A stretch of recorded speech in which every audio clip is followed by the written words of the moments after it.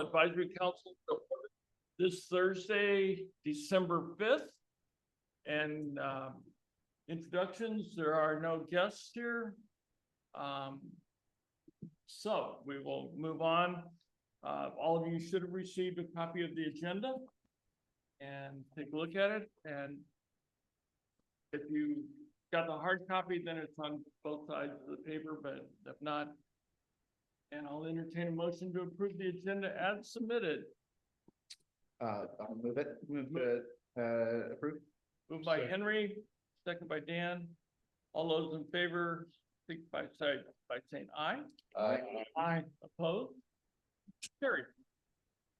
Okay, all of you should have received the minutes, and as the acting secretary, I thoroughly appreciate the fact that we have short meetings, so I don't have lengthy minutes. You should have received the minutes from the November 7th meeting. I hope everybody had a chance to look at them. If there are no questions or changes, entertain a motion to approve. I'll second. I'll move to approve. Okay. Oh, that's right, because he's chair. Yeah. So move to approve and then. Second by Zach. All those in favor signify by saying aye. Aye. Opposed? Carried. Under correspondence, I noted two items. One, the minutes, and also second, the correspondence from John Bauer. We didn't, I wasn't able to put it on the last meeting, so that's for an information item only. And if the board or if the council wishes to discuss it at a future meeting, we can agendize it. Any public comments? No, we see Lieutenant Wyatt out there, so I don't see anybody else from the community. Don, correct? No? God, we're moving right along. You guys are great. Okay. Mendocino County Sheriff's Report. So, back in the Mendocino Sheriff, we had a little excitement today with the earthquake, and I hope everybody got the info alert and notification. It was excellent for us. Microphone survey, weren't you close to the They get me every time. It was excellent for us because we had no loss of life, no serious property damage. Now I've heard through the grapevine, you know, some folks had some things fall off things in their shelves in the house, things like that. I spoke with Sheriff Hansel up in Humboldt County. He fared just as well. They did have some shops and whatnot where they lost items that were in the shops, and then homes where things fell off shelves, things like that. But our Department of Transportation, as well as Caltrans, went out and did a real rapid windshield survey. They're looking at bridges, they're looking at infrastructure. I don't believe that we had even any power outages, whereas Humboldt County had it. And we aren't even sure that that was 100% related to the way. So we did really well. The neighbor that initially went out from NOAA and from us was because the location where the earthquake occurred could have caused a tsunami. And so they put it out rapidly saying, we're going to give you a situational awareness and an evacuation alert. It's not an order, it was a warning until they could do the modeling. And then really rapidly, within about 30 minutes, they figured out this is not the type of quake that was going to cause that tsunami. And so we were able to lift the warning and put it into just a situational awareness. Now, I take it you fellas have met with. Yes, he tried this last month, and yes. Good. Well, he had a very long and great career up in Lansing County before he figured out how much more beautiful Mendocino County is. But Chris came to us, a seasoned investigator, and could work everything from homicides to fraud. A detective who knows his craft and knows it well. He's also been doing it for many years. And I jump for joy when I can get 20+ years experience that somebody else paid for. It's like getting a brand new car that's full of gas, you know. And nowadays that's about a $150 option. Yeah. Right? I was going to ask Lieutenant Wyatt to give us a real quick rundown on what's happened on the coast lately. Calls for service in the north kind of spiked up a little bit.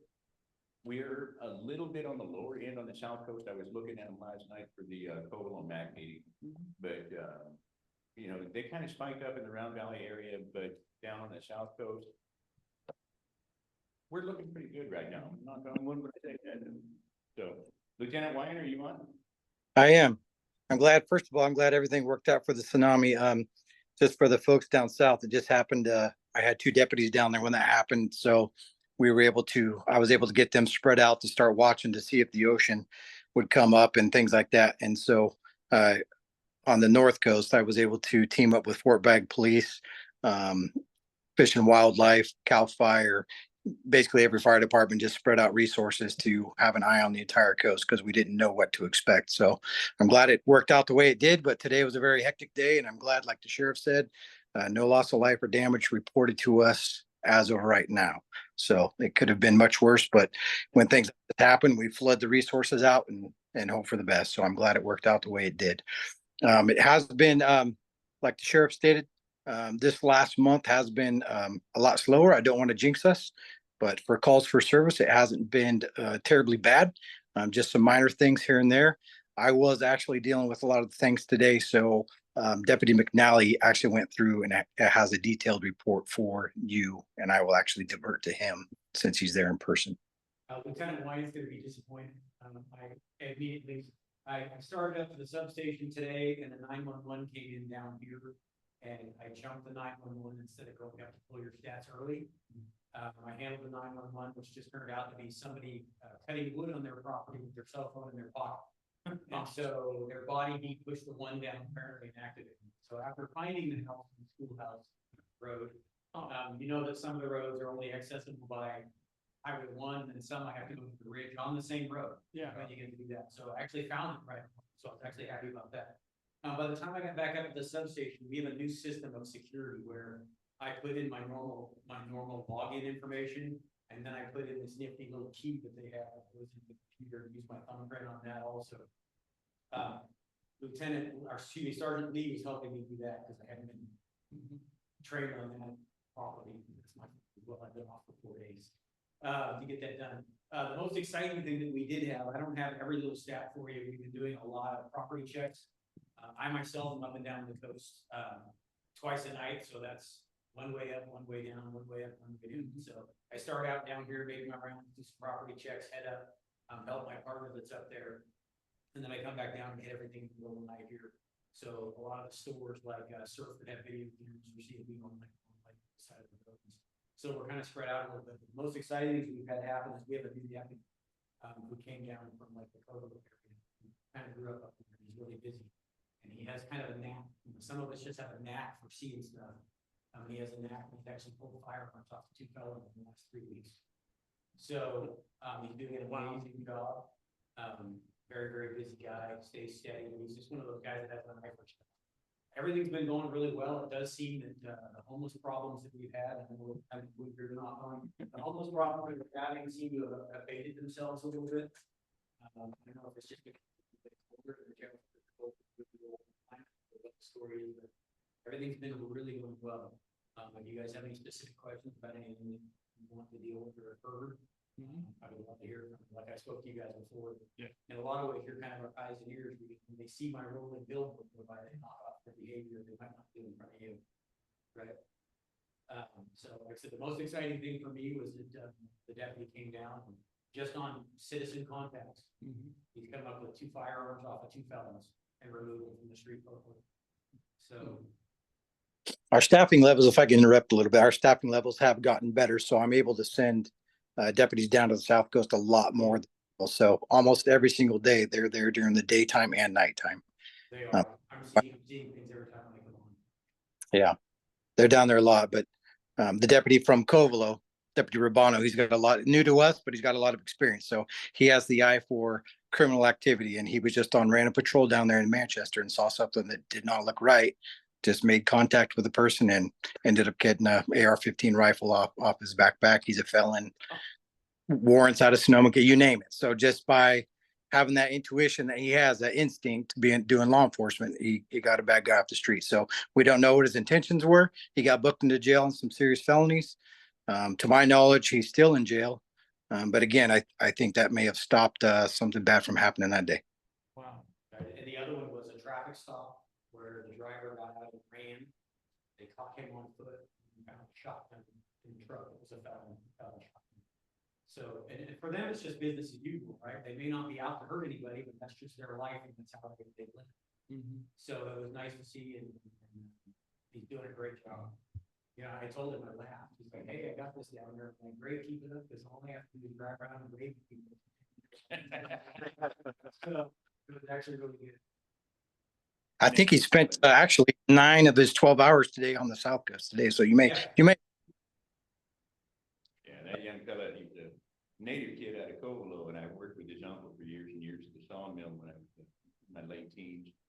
And then I watched him play baseball with his twin brother while he was growing up. And so it's kind of it's a wonderful thing for me to see these young men really turn into good people. His uncle was one of the finest guys I ever worked with. He would joke every morning when we'd show up to work. Come on, young fellas, I'm gonna teach you how to be men. And now he always reminds me, I'm sure I'm glad I had you grow up. Any questions for us? I have one. So with the new, Prop 36, yeah. So how's that gonna help you in law enforcement? So right now, you guys have heard of the crew program that's going on in Fort Bragg, right? We started the CORE program in Mendocino County. It's like crew, but it has more bells and whistles because we have more things to throw at it. From the behavioral health unit, from social services, all of these different places. So what we're building out is we're building out a task force now where now we have some teeth, and we were trying to get people into services before when Prop 47 was still in place. And with absolutely all carrots and no stick, a lot of people didn't want services. Now we have carrots and sticks. And so we're going to be working together in this task force where we show up on these homeless encampments and things like that. When we make contact with these folks, we can explain to them, you know, here's services over here, here's housing, here's treatment. But if you don't want to play, by golly, I've got myself a jail that we can go to too.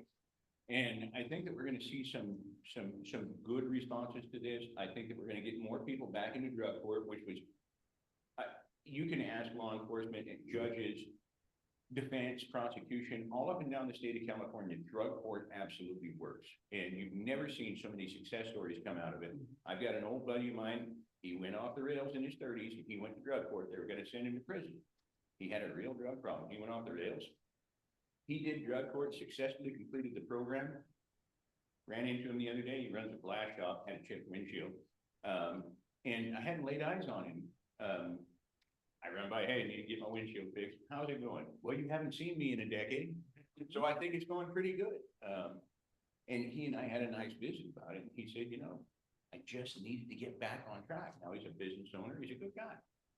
And I think that we're going to see some good things come out of that. Also, we had a lot of people who understood that their crimes were not stackable. I don't know if you realize this, but if I went down to the surf market and stole $912 in the morning, took it home and dropped it off, I could go back 25 times that day and steal $912, and it would never stack up to a felony. And we had a lot of people who were taking advantage of that, and that is going to stop. That is going to stop. The other issue that we're facing, fentanyl. It is like nothing that we have ever seen before.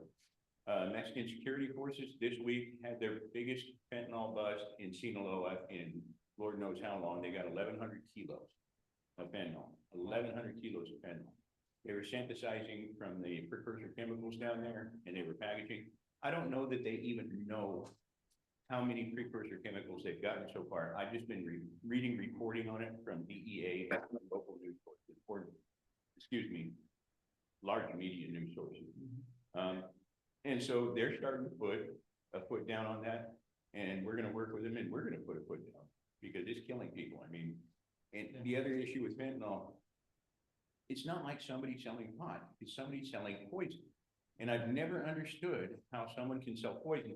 If someone sold someone a rat poison and killed them, why wouldn't we deal with that? So This is absolute poison, it's something completely different. And I think that we're gonna have some good changes come from Prop 36. One of the things that I want to see us hit is back in the middle. Not right, not left. We all live in the middle. So I'm hoping that we can get there.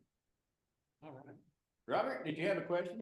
No, I was only curious about these felons that you're talking about. Were they from out of the area somewhere? Locals. They were locals, okay. And understand, it's not really anything to be alarmist about. These guys have had guns for 40 years here, right? And we just don't see it every day because, I was a resident deputy for a long time in my old job. Same rules apply here. They know who I am, they know when I work. I have a schedule change coming up, and they probably knew before I got an email. It's just kind of a thing. We used to call it felon phone tree, the Dover phone tree. It's kind of a joke, but that's what literally, they know when I'm out, they know when I'm not. In my old job, they had those FRS radios, and I would keep one on scan in my car because I'm holding the community. It's kind of spread out where I came from like this. And they would be on there and say, hey, Chris or Nally's in the area, whatever, they called me that weekend, and I would know that they knew I was there. She had to pop up on the radio. A lot of it now was on text and apps and that sort of thing. But they literally keep an eye on things and they watch out for things. And the neat thing was that they didn't know that Romano was going to be in the area because somebody was out handling, like I said, business as usual for them. They got caught. And so that's kind of that's a challenge of a resident deputy because they do know who you are for sure. They know where to live, they know when you're out, you know, all that stuff. So I just don't want you to get too worried about it because it's not really anything you know, what we know and what we can enforce and what we can prove are usually two different things. And just fortunately for us, he was able to be there and have the opportunity to intervene. Right, but they've had them for years. It's not something that's really new. So. Well, That turned out it's a difference. It's a rifle instead of a snubby 38, right? You know what I mean? Probably for our time. Henry, you had a question? Yeah, a couple things. First one, and this is not a complaint, just a question. So the alert, and you first alert is way more important than lifting it. That came in really timely. That's great. Then I noticed I saw like NPR had that the tsunami alert had been lifted probably about half an hour before that the next little alert saying it had been lifted. Okay, the initial alert's way more important than lifting it, but I wondered why I saw that on social media from NPR about half an hour before the next. I'm not exactly sure why that would occur, but as soon as we got the alert, we did. So was NPR reporting out of north or south of us, do you know? It wasn't on the radio, it was on social media, it was blue sky. That's what it's on. Yeah, NPR.org, it was the national NPR, message that tsunami has been lifted by the Pacific, tsunami module, and then it was about, look, just over half an hour. Well, we went in, had a cooperators meeting where we reach out to everybody and we get all the boots on the ground we possibly can. We get as much information coming in as we possibly can to see what the needs are and where to organize different things. And about halfway through that meeting, we got the notification from National Weather North. And that's when we lifted it while we were still in the meeting. So I don't know. I couldn't tell you about that. Yeah, anyway, just so you know, but again, the fact that I got clear alerts, told me what to do, that was way more important than this. Sometimes what happens, I come from a community that go to the morning, we left fires in on, right? I can't tell you how many major large fires I've been in last year. And my old sheriff would have a problem because as the peace happens, it's the sheriff's job to say, there's an emergency, we're evacuating. And then it's his job to come back and say it's safe for everybody to come home. Sometimes, and I know it wasn't late today, he's telling me it wasn't. Sometimes, even as a whole community, they'll wait a few more minutes, maybe longer. We had problems before where sheriffs would do an evacuation and then lift the evacuation. And then the evacuation, and then lift the evacuation, and then do the evacuation. And what happens is, you might leave the first. Yeah. But if he has to, if he lifts the evacuation and then says 30 minutes later, hey, I'm sorry, this fire turned, or hey, we did just see something out in the ocean, you gotta go, you may not go. Yeah. Right? Or if we start evacuations and I clear a whole neighborhood and I mark everything with my ribbons, and then we lift the evacuation, we have to go through and do that whole thing. So it's his job to make sure that you're safe and he doesn't make that decision prematurely. Yeah, and we do that quite a bit on wildfires, but we coordinate with CAL FIRE and we coordinate with local fire chiefs. And we want to make sure that there's no possibility that they turn back around. And then the other thing is, a lot of times when a fire is out, people do not realize that a lot of these trees and whatnot, especially in that Rapid Valley fire, they were big fly swatters waiting to come down onto a car. And so when I was at the cooperators meeting, okay, what are our concerns? Because I made a deal with CAL FIRE over the years. We will absolutely close things for safety, but we aren't going to close it for convenience. It's very inconvenient for the sheriff to push you out of your homes, and then I become responsible for it, you know? And so we were in this huge cooperators meeting, and PG&E, the tree crews, the phone crews, and CAL FIRE were there, and they explained to me, we've got about 13 oak trees that are over this road that really you don't want to walk under, right? Okay, fine, we'll wait. And they got it cleaned up quick, they did. But if we would have let a bunch of equipment people in there, something bad was gonna happen. Yeah, I could just speak as far as the delays go. There's a lot of moving parts, and we want to make sure all the heads of all the departments involved, we're all good and comfortable saying that we have an all clear, so it's safe for the community. Because like Deputy McNally was saying, the worst thing we want is to say everybody, it's fine, and then it's not fine. You know what I mean? So we make sure it's an all clear. Everybody is confident that nothing bad is going to happen, and it's just for it's just for safety. Yeah, and I mean, ultimately, half an hour would be a long time if it were the initial alert, but for lifting it, it's not a big deal. The alert system was wrong. And did people hear the tsunami sirens? Because we had one on the coast that just did not work up by quick. I didn't feel an earthquake. I didn't hear a siren if I had. Yeah, that was going to be my next question. Is we were getting reports that the only siren that was being heard was the one here in Fort Bragg. Yeah, I didn't hear the alert down here. Well, the issue with the tsunami sirens, believe it or not, our coastline does not do nice things to metal and electronics. Right. I mean, you sit out that salty fog for a while. Rest in peace. No, it stands for rusty face over here. All right, and the only other thing, I think you don't have an update on it, but in case you do have nothing on the landscape thing, we talked about before, just do that again. The only issue with the landscape thing, when I spoke with the jail staff, with my commanders and whatnot, we don't have the same types of inmates in jail that we had when we had misdemeanors. Yeah. And so the main issue is safety for transportation and whatnot, getting them back and forth over there. Now, the garden project that we have, the teacher, the instructor, also has a degree in landscape theory and management or something like that. And he said, I understand I can do these things, but where am I going to get the correct people to haul out and put out to the public? And that's where we're kind of struggling right now, because county jail has truly been distilled down to what used to be state prison. And some of that causes me great concern. Yeah, you don't want to put those on people on the street and have them picking up trash. And it used to be, when we had state prison inmates in the CAL FIRE camp, they were, for lack of better terms, completely nonviolent, a lot of white collar, a lot of stuff like that. When we had search and rescue things and things like that, a decade, 15 years ago, we could call out there, and I would, in a million years, never have a problem with one of those guys looking for a child. They weren't that type of people. And now that has completely changed as well. State prison inmates in the camps are not what they once were. That makes sense. So we're still looking at it, but we just have concerns about how we would actually take this step. All right.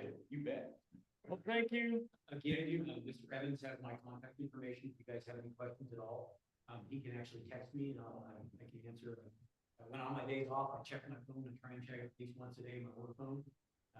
So I'll try and get back to him as fast as I can. I appreciate I got your email. I was in Ukiah yesterday, so I didn't check anything until this morning. I was making my monthly Costco run, all the necessities that I need over here.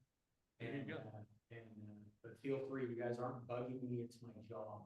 And if I'm not working and it's information that I can pass on to the guys that are working, I'm more than happy to.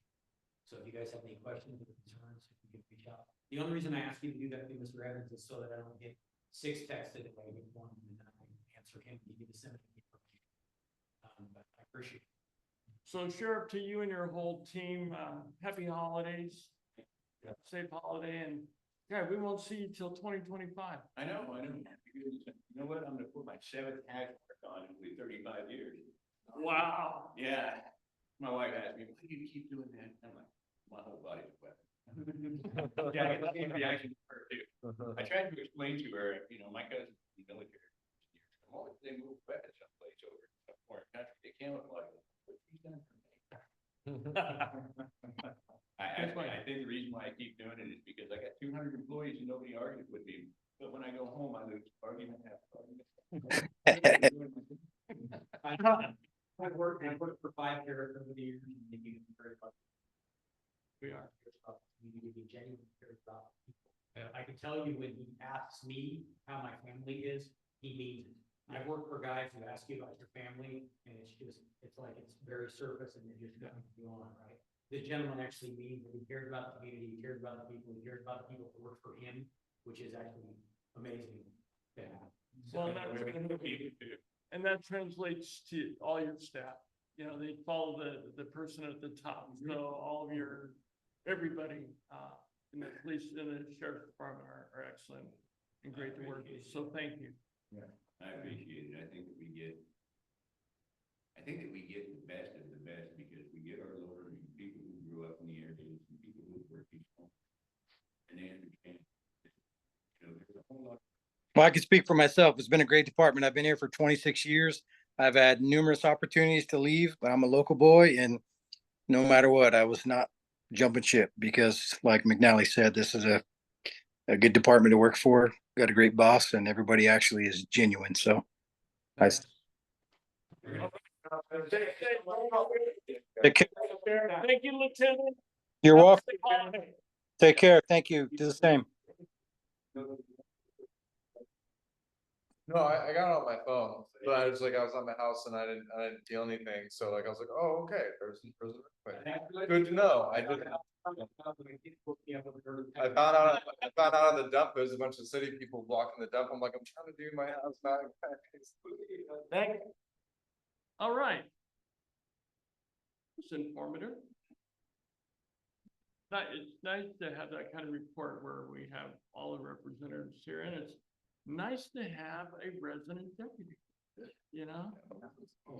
And that, change, having lost one, we got a new one, so. Yeah, Exactly.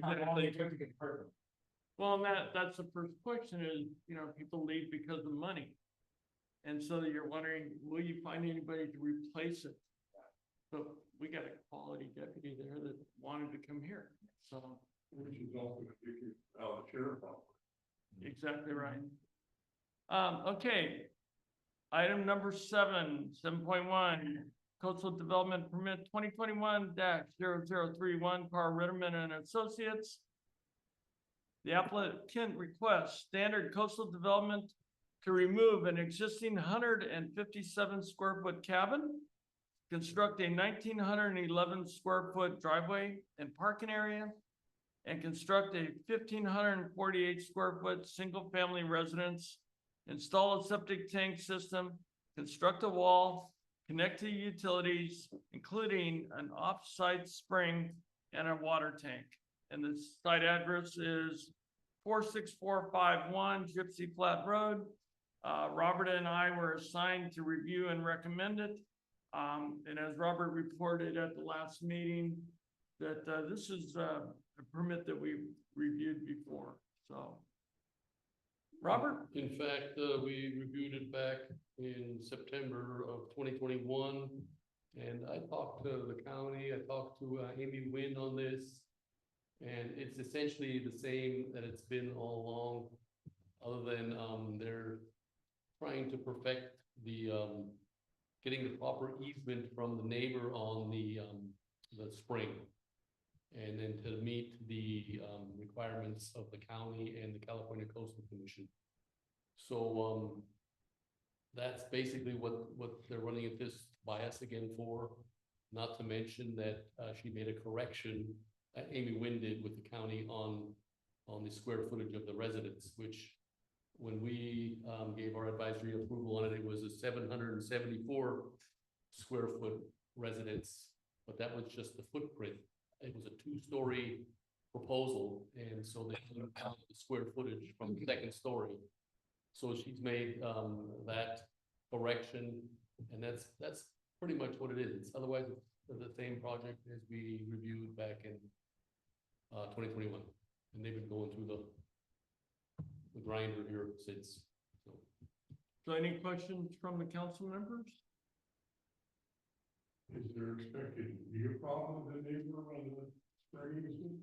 Apparently there was in the beginning, and then I've looked over everything.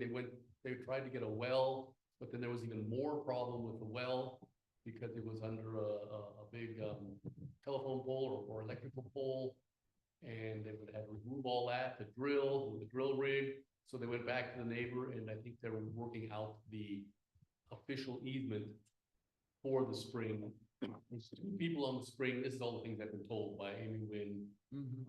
There's apparently 2 people on the spring already and 2 holding tanks. So, and it's a pretty good producing spring.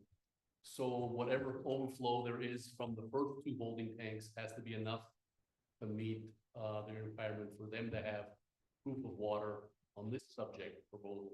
So now they're just working out some, I guess the other 2 people might have been worried about there not being enough water for them. And so now they're working out back with those neighbors and getting enough overflow water, or proving that there's enough overflow water from the first 2 holding tanks to supply enough water for this project. So they're working with the neighbor again, yeah, on the spring situation. Right. Any other questions? If not, Robert, do you want to make a motion to approve CDP 2021-0031? Sure, we'll make a motion that we give our advisory recommendation to CDP 2021-0031 as revised. All right, do we have a second? I'll second that. Okay, all those in favor signify by saying aye. Aye. Opposed? Carried. Okay, there's no old business. The new business. Thank you, Mr. Mayor, who brought it up to my attention as we were walking out the door the last time. Our next meeting is January 2nd, 2025. And I don't think we want to meet that day. So there are some options that I listed on there that we can reschedule it, cancel it, or keep it as scheduled, or our other option. So I'm open to the council to see what you would like to do on that evening. The most obvious reschedule point would be January 9th, the following Thursday. I am flying back on the 8th as currently scheduled. We're hoping like 3 minutes to come back on Wednesday. So I would most likely be able to get in time for the meeting, but probably. Well, it's one of the benefits to having 8 people on our council. Yeah. If you're missing, we have an alternate, so. So what's the council's pleasure on rescheduling it to January 9th? Don? You know, I'm looking at the agenda here tonight, and there doesn't seem to be any CDPs that are coming up for discussion and approval or disapproval in January. So, I mean, as it looks now, of course, things could change. It could be a very light agenda. So I'm wondering if we even need to meet. Just meet in February. Well, that's a good point. Probably the main part of the agenda for the January meeting would be the new election of officers. Which is required at the first meeting. Yeah, first meeting of the It's just the year. first meeting of the year. Yeah, it doesn't mean it has to So it could be in February, you know, if that's the council's pleasure. I'm kind of leaning with Don on that because I think I might not be able to make the 9th either. I've got my mother-in-law's coming into town. I gotta go and pick her up at the airport, so it might be a couple people short. And you know, to Don's point, Okay. it's a light agenda, and I'm okay with waiting till February. Yeah, but I have one suggestion, if we do cancel, I think it might behoove us to, pre-volunteer on CDP, in case something comes up between now and the next meeting, so, you know, if a CDP drops tomorrow, and then we say that we're not gonna be able to sign it in February, and we're gonna talk about it in March. That's a one. So if we sort of volunteer sight unseen for, you know, maybe we get 2 volunteers and then 2 more, first CDP gets automatically the first 2 people, second one gets the next people up, and then that way we could look at them and come prepared to discuss them. Okay. We wouldn't be alone. The other thing we could do too, oh, I'm sorry, go ahead, Don, and then I'll. Well, I agree, that's a good point, Henry, but I think, the chair, I think you could just handle that, you know, as needed. In other words, via email, we could determine who is available, you know, for an assignment when and if something comes in, as opposed to, you know, it's coming to some agreement tonight, which we may not even need. Yeah, sure. I mean, I'd be happy to, feel free to send the first one my way. Okay. For your information, there was something on the website of the county. It was a coastal development permit modification, something that we've handled before. How we want to handle that, I don't know. It was Havens Neck Drive, Berenson, it was an oceanfront development, and there's a modification, a CDPM is in there, Don, under December, maybe? I saw it the other day. I could probably find that. And my other question to the council, because I know we have done this before. If there is something that is time sensitive, if we find a CDP that's time sensitive, we can call a special meeting. Oh, yeah, I'm just saying, And we can, if it's that time sensitive, we could do it, we can meet at Robert's office like we've done before and, go ahead and just act on it if we need to. I'm just saying so we can get it signed. I don't think, we don't need a meeting to sign it. Yeah, I'm looking at December referrals now, right now. There's nothing. November, maybe? Yeah. Well, I thought Oh, I saw maybe it was November, because there's nothing in December. Okay. well, Sorry. then it must have been late November because the Ritterman was the only one that I saw. But that one was in October, if I'm not mistaken. Oh, that's true. This is There's- Barrington, There's this one here. Yeah. Barrington 2024. What's the number on that? CDPM 2024. 0010. 0010? Yeah. Responsibility November 18th. It was posted November No, 18th. but it says response due November 18th, date on the top. Date filed September 10th. It'd be interesting to know what the modification's about, how important is it to even handle it? I don't know what it's about. We just saw it. Well, especially if it's not, if they wanted it November 18th. And we're not gonna look at it till February. Yeah, we handled this before, but now we're modifying something.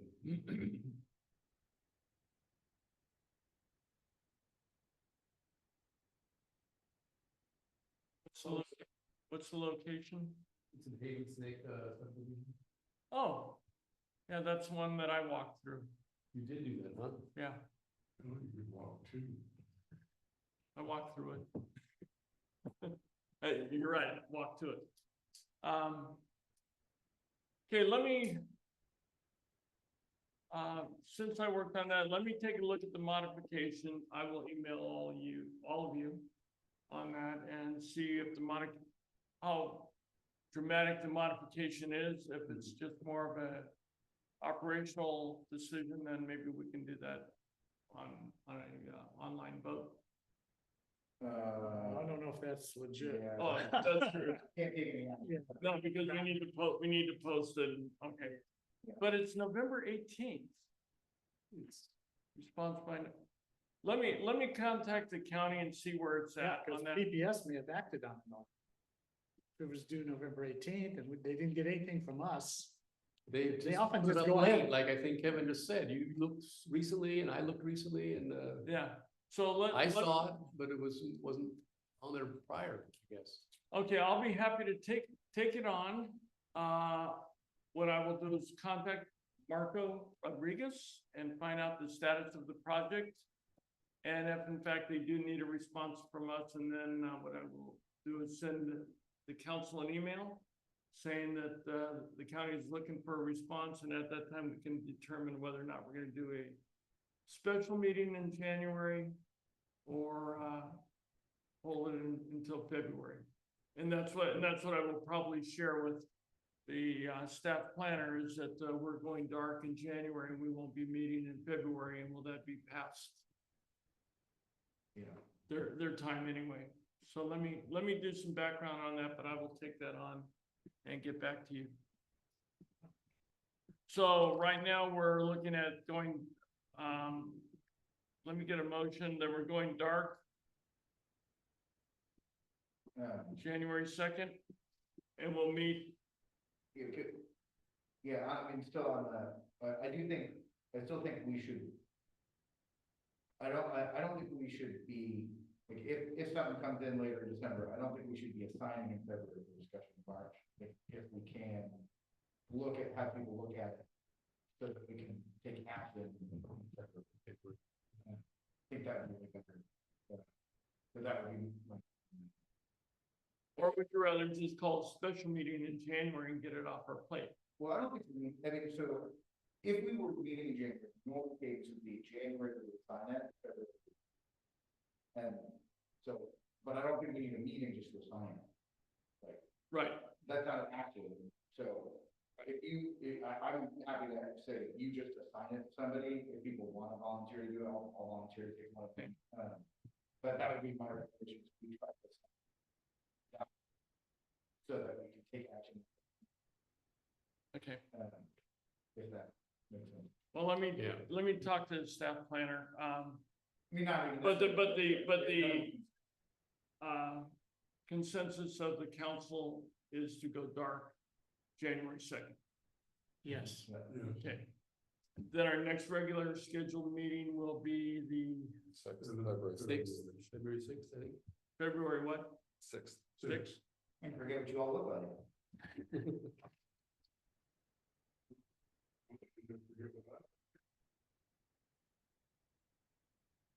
Okay. First of all, I forget what you look like. I remember when I looked at it. Yeah, I will contact the staff planner on that. So decision is February 6th. Okay. Okay, Bauer Park, anything, Henry? No, I have no updates with the.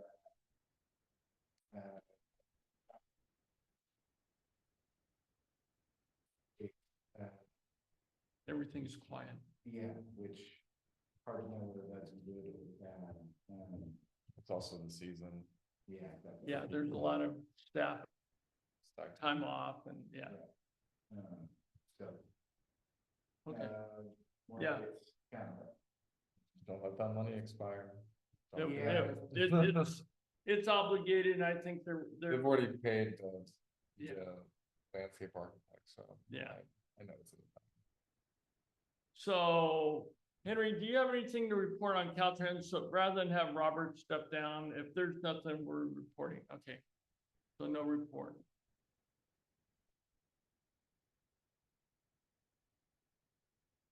Community center. You guys had a nice truck. That was a nice parade. Yeah, it's great. Yeah, and community center's moving right along. We're still pounding the pavement, trying to find funding.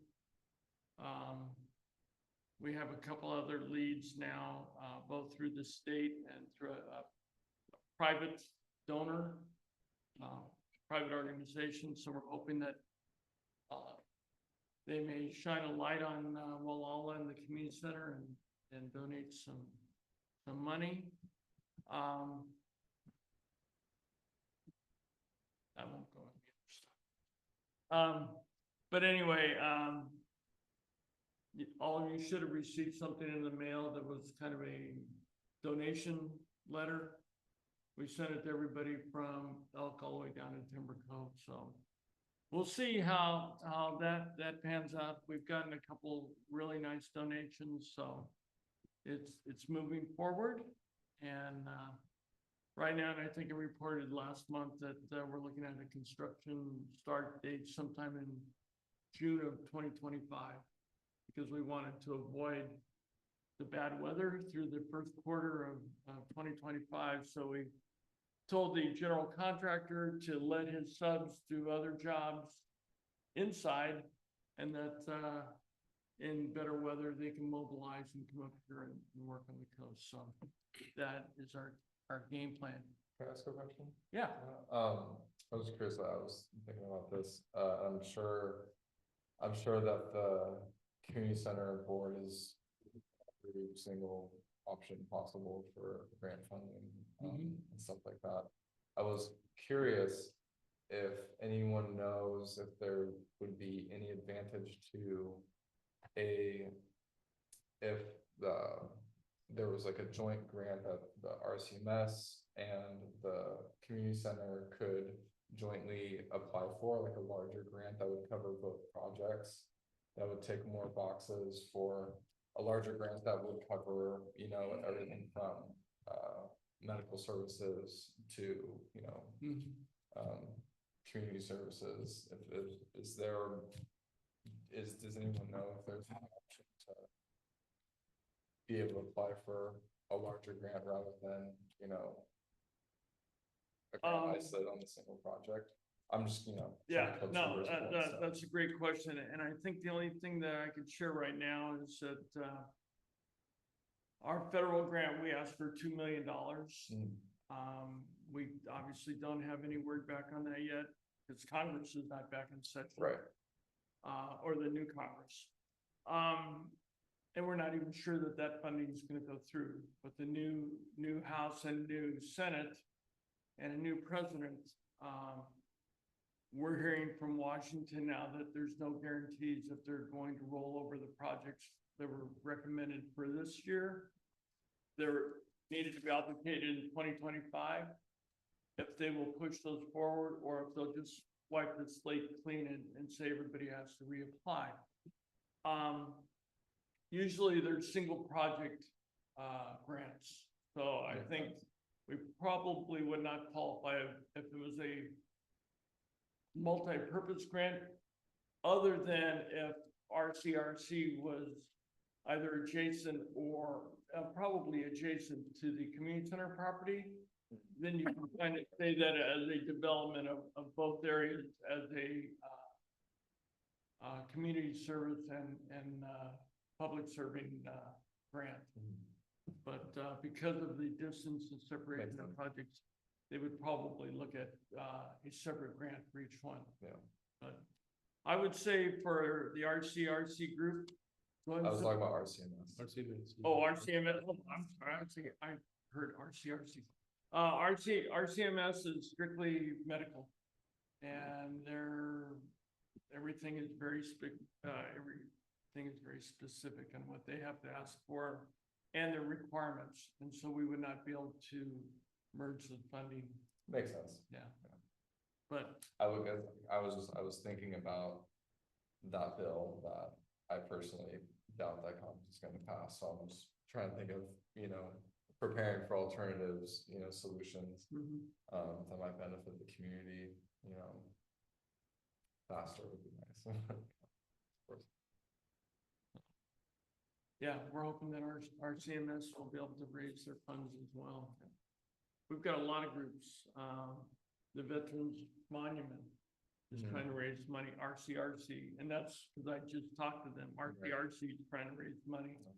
There's a lot of, and unfortunately, there's not a lot of money out there. And It's a big bottleneck for a small community. Yeah. It's a lot of money. And it's a heavy lift. And it's all needed. It's a heavy lift. And, but you know, the good thing about it is our community, and Robert definitely can, and you guys can weigh in on this, but our community has been challenged many times throughout the years, and we've stepped up as a community and weathered the storms and made things happen. Yep. So I have no doubt that we won't do the same here. It's just going to be, everybody pulling in the same direction. Yep. Any other questions? LCP, David's not here. Economic Development, Robert? Can I mention something about the LCP, The what? local coastal program? Yeah. John Bauer was gonna come and make some kind of presentation, correct? About the, a town plan update, which is directly related to the local coastal program, because the reason the town plan will have to be updated is because of the local coastal program. Because it is part of the local coastal program. Well, I just wanted to say, and I think I mentioned this in past meetings, that PBS, Planning and Building Services, will be notifying us, and this is from Julia Croft, and past statements she has made. They will be reaching out to the MACs at the appropriate time when they want us to get involved. And there's us, and then there's, I think, Westport, there's a MAC up there. So those are the only two MACs that are right on the coast that are part of the local coastal plan, or in areas of the local coastal plan. So it seems to be a bit premature to start discussing the town plan. Well, we're not even sure exactly how this local coastal plan will impact the town plan, because we don't know yet. That's my understanding. Yeah. in any event. No, I think you summarized it, well, thank you. And I think that that's John's, and you saw his email, that was kind of the essence of his email.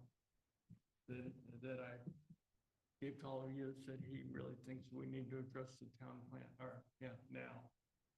And I don't think the county's in a position yet to go that far into the detail of a specific town plan revision. Because you're right, we need to get the public buy-in input. So, He goes on to cite something specific here, it looks like too, which is RCMS application for the helipad, which we've dealt with over the years, right? No, that's going on still separately of the local coastal plan update or not? Is that part of the local coastal plan, the helipad for RCMS? I think it I was, would wasn't think it? it would be, but I don't. Well, I think part of the discussion of the helipad was also discussion regarding the property that this building sits on, because there was some discussion about rezoning this for parking and other use. And because the old town plan didn't allow for parking up here, correct, Robert? Over here, You mean up here by the firehouse? yeah. No, it didn't apply to parking up here. It only applied to Highway 1. Yeah, they were looking at, because I remember that was the discussion that Mr. Bauer had brought up before, was alternative parking and getting it rezoned up here so they can have That was, employee parking up that was kind of his own way of maybe resolving the loss of parking on the street. the deficiency of parking on his parcel. I don't want to get into it. Oh, yeah, But we anyways. definitely don't, yeah, sorry, I mean, but yeah, so, Well, if I'm not mistaken, certainly any zoning changes that are desirable for us in this community, that would have to be part of the local coastal plan update, and it's gonna have to go before the planning commission. and I think the planning commission could give, what is it, not a concession, but they can waive the town plan requirement and allow for parking. They can, and I'm trying to remember what the word is. Well, they have discretion. discretionary power. Yeah. But there's something that allows them to go again, almost like an exclusion or an exception to the rule to allow parking or some other use in this area. If a particular project is looking for an amendment to the town plan, then the planning commission and the board of supervisors can amend it for that particular project, but not have a total revision of the whole town plan. Okay, well, there's gonna be a local coastal plan update, There will. that's gonna include the town plan. To what extent, we'll be able to change things one way or the other. That's kind of totally up to the at this point, I think. Okay, Robert, did you have anything on economic development? I don't know. I only had one thing, and that's, I didn't get an update way back when, probably a year and a half ago.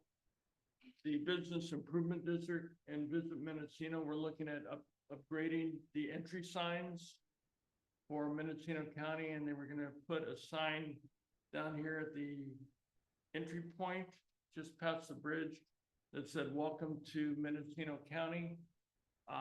They've been going through a lot of the hoops for that.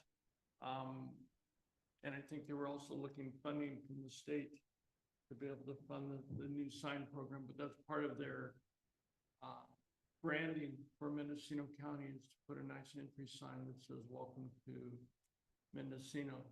If that happens, then our quaint little community is gonna need to look at establishing our own individual sign that says, "Welcome to Wallala."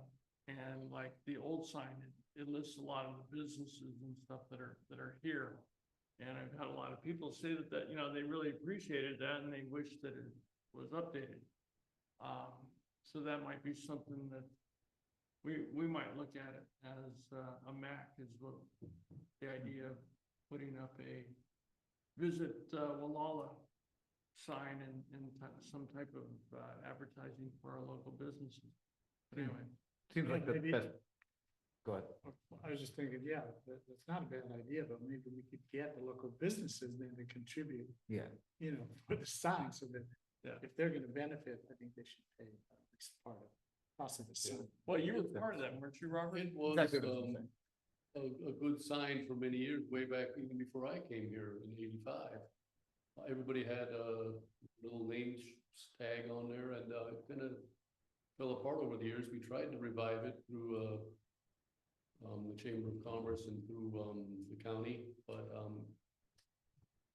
it never took off. Then there was the latest that Kevin was talking about, where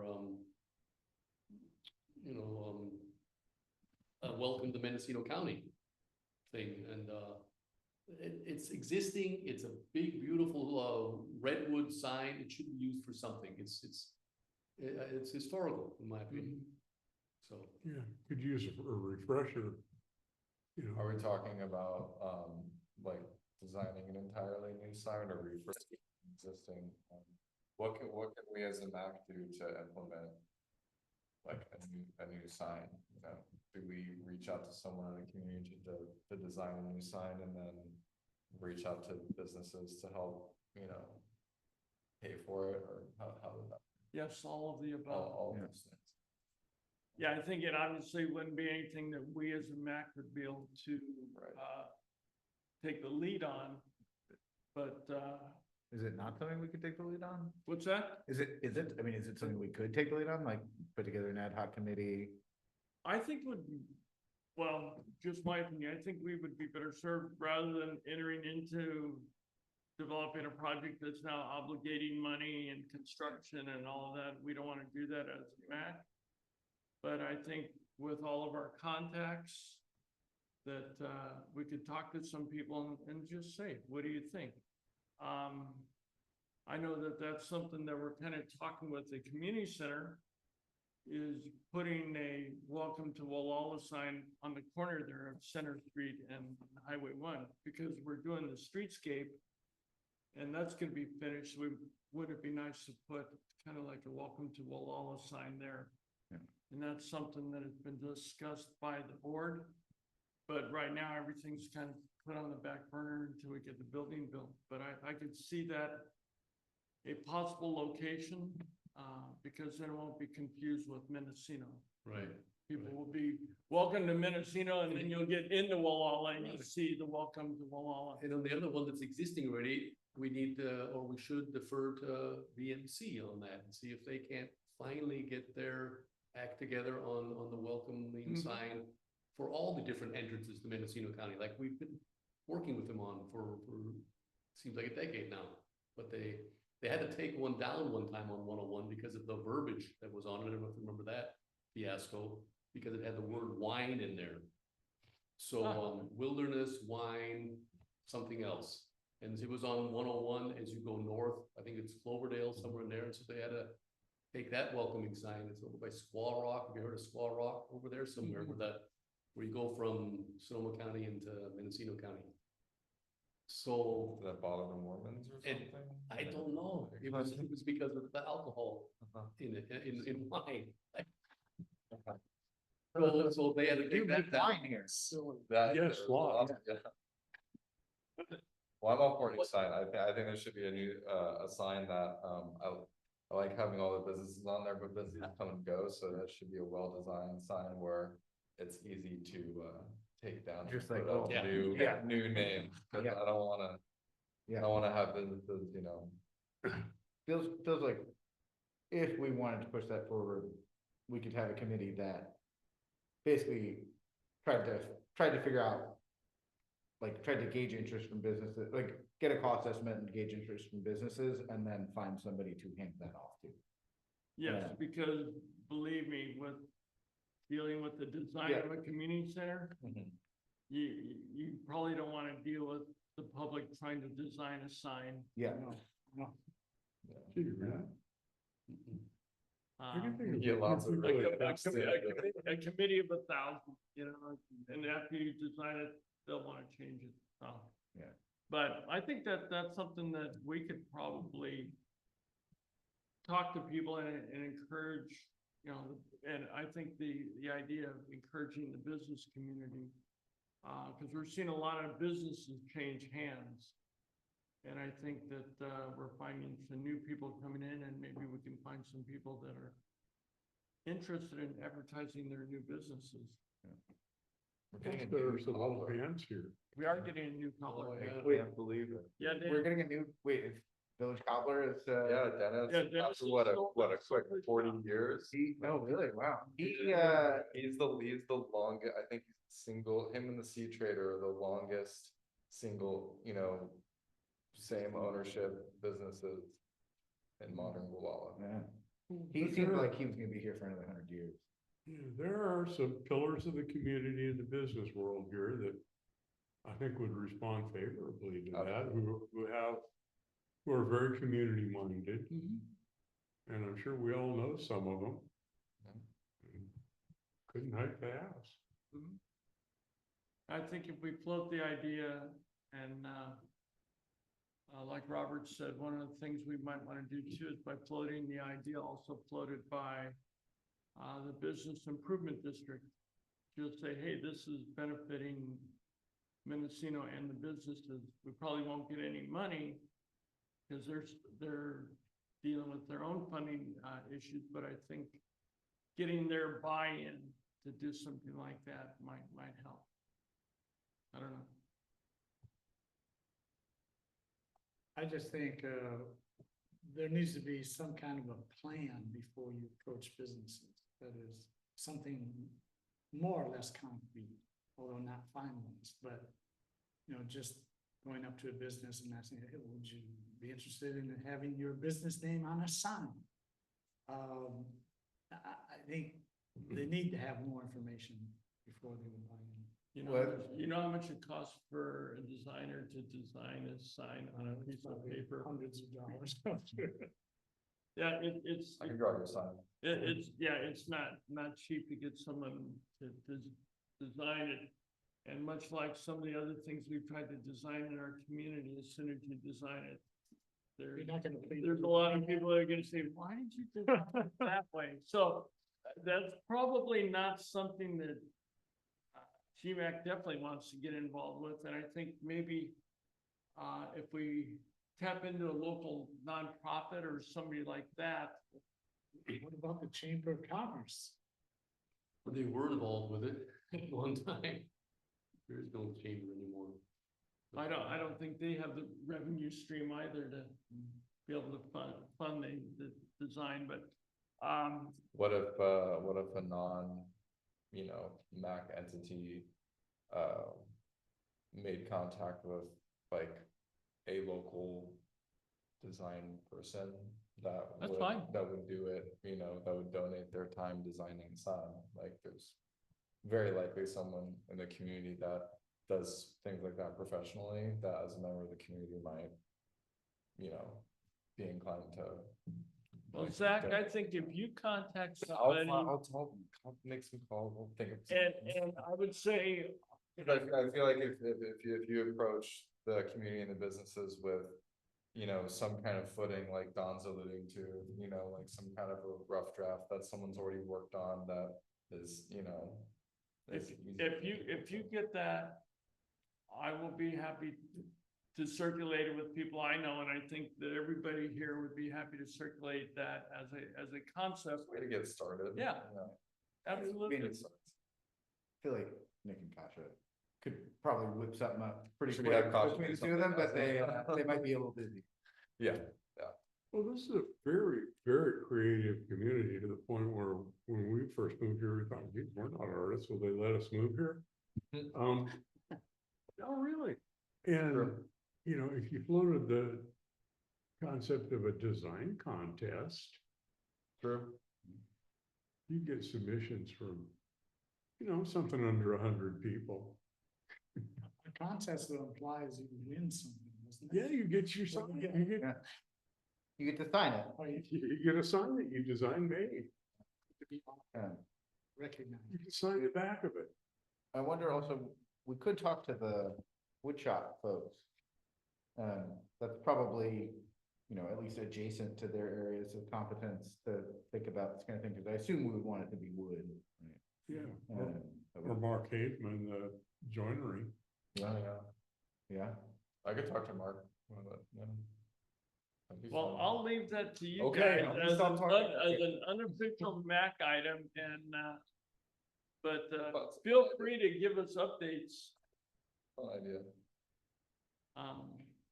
And you also have some very generous, suppliers here, like GBS and Juniors that, if you came up with a concept, there's some companies that would probably donate the product.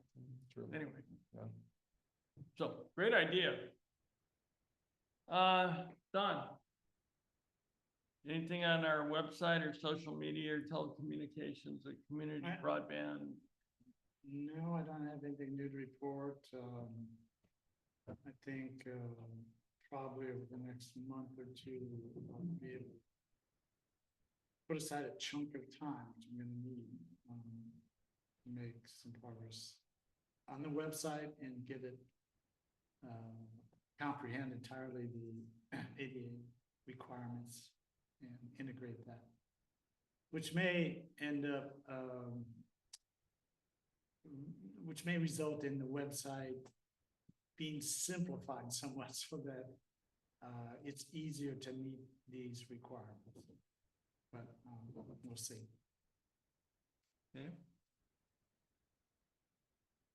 Okay, any questions for Don? Okay, treasurer's report? No transactions or bills have come in. Did you get paid, Don? yeah, No, I haven't got anything. yeah, so this is what I was gonna say.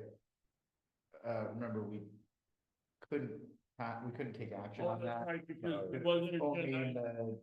it was in the suggested edits, but not the formal thing, and then it's not in this one, so. We need. either for as part of 11 or 12 new business, we should get that, let's get that on the agenda next time. Well, it's just a matter of approval. Yeah, we gotta approve for you to get reimbursed, Yeah. and we were trying to take action last time, but it wasn't on the agenda. It like, That's right. just from a technical problem, it didn't wind up on the published Right. agenda. So we just gotta get it on the agenda for next time. Sorry Yeah, about that, Don. I will put that in the minutes so that way I don't forget. Right. Okay. Henry, anything on council comments? Do you have anything? Great parade. You know, thanks to Lions Club for putting that together. It's super fun.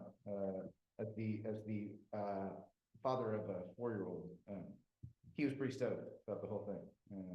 Yeah, he was like, just very eager to see them all. And then when they started, we were just like chatting, and when they started coming back the other way, he was excited again. And great, Nice. really, just like a lovely thing that y'all do for the community. So thank you. Honestly, what's also almost as fun as the parade itself is walking around afterwards. And I was noting that there was good traffic control. People can cross the street and families can go, you know, get some cookies and check out the trucks and stuff. And so that's turned into a fun thing to look forward to, like even, you know, after the initial parade. And yeah, it's great. Thank you. It's fun to do. What's that? It's fun to do. It's a funny tradition that Gual has seemed to get stick. The fireworks didn't work out, but this did a good job. Yeah. Well, the nice thing about it is it steps off at 6. It's down the parade route by 6:20. The last one. The last vehicle's down the street by 6:20. I have to give a shout out to to Mr. Seamus, the owner of the hotel, who allowed us to park in the back this year. More of the floats took advantage of it this year. Yeah. And it really turned out because a lot of the vehicles were looking at tossing candy out on the street while they were driving down. And we said, no, but you can pull in the parking lot and hand it out to everybody. So they Good did. compromise. So it was, yeah. Yeah, last year I Beautiful. thought somebody was gonna get run over. Yeah. And I'd like to give a shout out to Dan and his lovely wife, Rhonda, who served as one of the traffic people. Thank you very much. Kept everybody out of trouble. Nobody got run over. Yeah, so you did your job. We did good. Thank you for that. And thank you to Jason Warner and his incredible team from South Coast Fire for not only leading the parade, making sure it was safe, but providing such beautiful vehicles. We were very, very lucky. Did Lions Club, What's that? Lions Club do okay with the food sales or? They did. Good. They sold a lot of hot dogs and chips and yeah, that was very well received. Dan, do you have anything? Nothing other than that. Okay, Don? I was out of town, so unfortunately I missed the parade.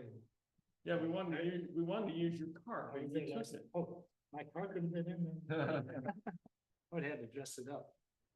I do have a question. I don't know if it's appropriate for this council member comments agenda item, but my understanding is that the Gualala Services District is planning to run sewer line up Pacific Woods Road. So I was wondering if anybody had any information about that. The sewer district? Yeah. Oh, CUSD. Okay, let me check with them. That'd be great. And what I will We've do, been planning it for a long time. yeah, they have. Let me check with Chris Tryon and get an update, and I can report back at our February meeting. Okay, great. Unless you want to hear sooner. February's good. I think I can. You I can can hold wait off. till then, yeah. Zach?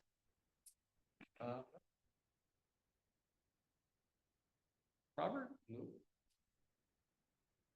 Well, I'd like to thank everybody. This has been a fun year. And we won't see anybody till next year, 2025. So, It's like we make out of this setting, but we might see. yeah, well, yeah, exactly. In this formal setting, we, you know, it's great. All you gotta do is show up to pay and take and you see 99% of the people anyway. That's true. But, yeah, so happy holidays to everybody. And if you're traveling out of town to visit with family, safe travels as well. And everybody stay healthy because it's, you know, you blink and it's there. You blink and you have a cold for 3 months. Yeah. Thanks, RSV. Staying healthy is not really an option for the two of us. Getting preschool. Well, you guys got kids. So. That's ridiculous. We Okay, all Your backed up. factories, as I refer to it. Oh, yeah. okay. Do I have a motion to adjourn? So moved. Second. Dan, Don. 7:19. Sorry, we went over a little longer than our under 1 hour meeting, but, I think we had a really good report from the sheriff. Yeah. So that was really nice to have him. Boy, are we lucky to have, Deputy McNally here. You know, Feels like it, yeah. Like he's almost overqualified, huh? But Should we vote on that motion? what's that? I don't think we voted on that. No, we didn't vote. Do we have a, We had we have a a motion and a second. Yeah. All in favor? I Anybody opposed?